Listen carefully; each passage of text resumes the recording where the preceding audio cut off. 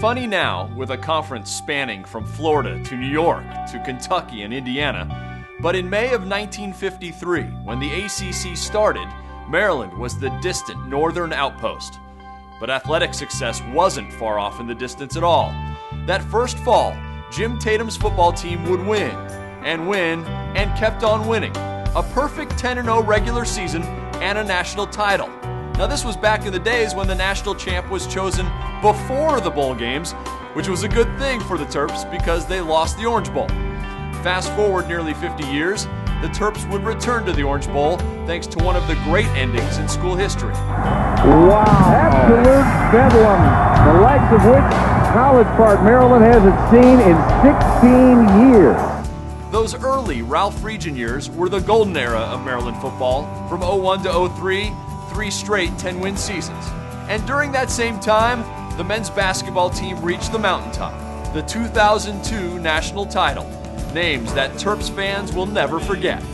Number 3, Ron Dixon. That team is also special because 2002 was the final year Maryland played its home games in one of college basketball's great cathedrals, Cole Fieldhouse.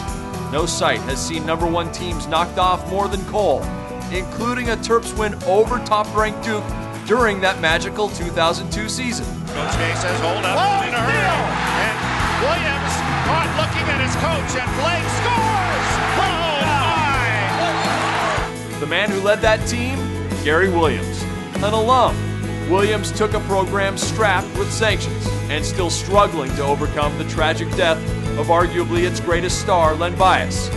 Williams would go on to win 461 games with the Terps and eventually earn his place in the Basketball Hall of Fame.